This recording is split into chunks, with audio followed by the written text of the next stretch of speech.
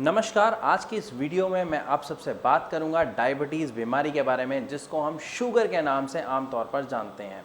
क्या कारण होते हैं जिनकी वजह से ये शुगर की बीमारी होती है? कैसे पता लगा सकते हैं कि किस व्यक्ति को शुगर की बीमारी है? किस एज ग्रुप में, किस उम्र के लोगों में ये जो है शुगर की बीमारी ज़्यादा होने के चांसेस होते हैं और किन कारणों से?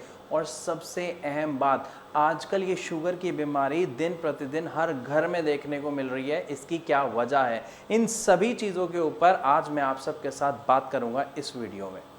तो आगे बढ़ने से पहले हमारे चैनल को सब्सक्राइब ज़रूर कर लें ताकि ऐसी ज़रूरी इन्फॉर्मेशन आप तक समय पर पहुंचती रहे। तो चलिए शुरू करते हैं आज की वीडियो।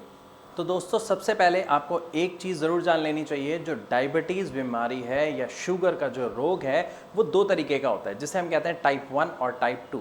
लेकिन आज इस वीडियो में मैं जो बात करूंगा वो स्पेशली करूंगा टाइप 2 के बारे में, क्योंकि जो दिन प्रतिदिन आप डायबिटीज़ के केस सुन रहे हो, जो बढ़ रहे हैं, वो है टाइप 2 डायबिटीज़ के।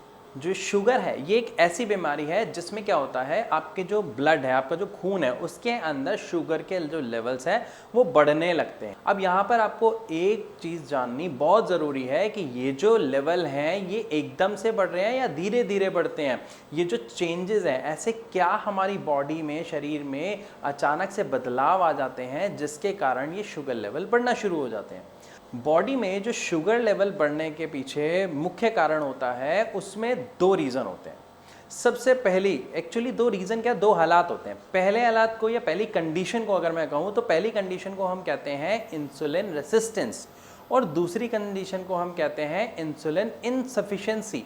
मतलब रेसिस्टेंस का मतलब जब किसी चीज़ को रोका जाता है, रुकाव आ जाता है, और इनसफिशिएंसी मतलब जब कमी हो जाती है। दोनों ही कंडीशन की वजह से पेशेंट को डायबिटीज़ हो जाती है, ये चीज़ क्लियर है। तो चलिए अब हम इन दोनों ही कंडीशन को ज़रा गहराई में समझते हैं कि ये होता क्या है। जब भी हमारे बॉडी सेल्स बॉडी में बन रहे इंसुलिन को जो है एब्जॉर्ब नहीं करते, एक्सेप्ट नहीं कर पाते, तो इस कंडीशन को इंसुलिन रेसिस्टेंस कहते हैं। पहले मैं आपको क्लियर करता हूं कि जो इंसुलिन के फंक्शन है ये क्या है। और इंसुलिन एक ऐसा हार्मोन होता है जो हमारी पेनक्रियाज में बनता है, और इंसुलिन का काम होता है कि हमारे फूड में जितनी भी शुगर है उसको ग्लूकोज में कन्वर्ट करके हमारे सेल्स तक ग्लूकोज को लेकर जाना।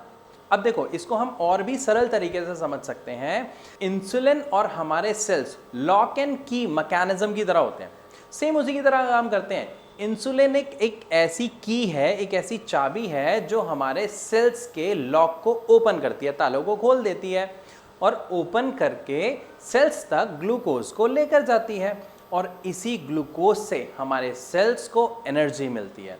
जब इस सारे मैकेनिज्म में कोई भी डिफेक्ट आता है तो क्या होगा, हमारे सेल्स तक ग्लूकोज नहीं पहुंचेगा, ठीक है, और यही ग्लूकोज बॉडी सिस्टम में इकट्ठा होने लगता है। सो बॉडी शुगर लेवल बढ़ने लगता है और हम पेशेंट को कहते हैं कि जी आपको डायबिटीज़ हो गया है, आपके शुगर लेवल बढ़ा हुआ है। अब चलते हैं दूसरी कंडीशन पे, जिसमें बॉडी इंसुलिन को बनाती है पर वो इंसुलिन बॉडी के लिए इनसफिशिएंट रह जाती है, मतलब कम रह जाती है। हमारी बॉडी की रिक्वायरमेंट, नीड ज़्यादा है, ज़रूरत ज़्यादा है, लेकिन हमारी बॉडी उसको उस लेवल में या उतने अमाउंट में, मात्रा में बना नहीं पा रही है। तो ये ज़्यादातर देखा जाता है उन केसेस में जहाँ पेशेंट ओवरवेट होता है।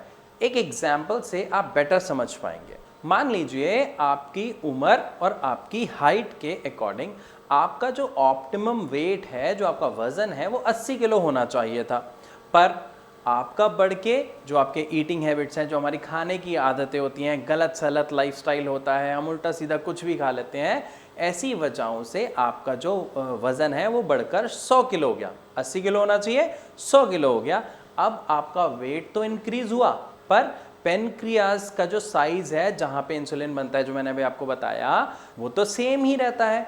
अब जो 20 किलो का डेफिसिट तैयार हुआ है वेट का, इसकी वजह से इंसुलिन इनसफिशिएंट रह जाती है, क्योंकि ज़रूरत बढ़ गई ना, और उतना तो हुआ नहीं। सो बॉडी में ब्लड शुगर लेवल बढ़ने लगता है और पेशेंट को डायबिटीज़ हो जाती है। अब दोस्तों एक चीज़ ध्यान रखिएगा, जब किसी को डायबिटीज़ होती है तो कुछ सिम्टम्स जो होते हैं ना वो जनरेट होते हैं, दिखने लग जाते हैं, और अब हम उन सिम्टम्स के बारे में बात करेंगे।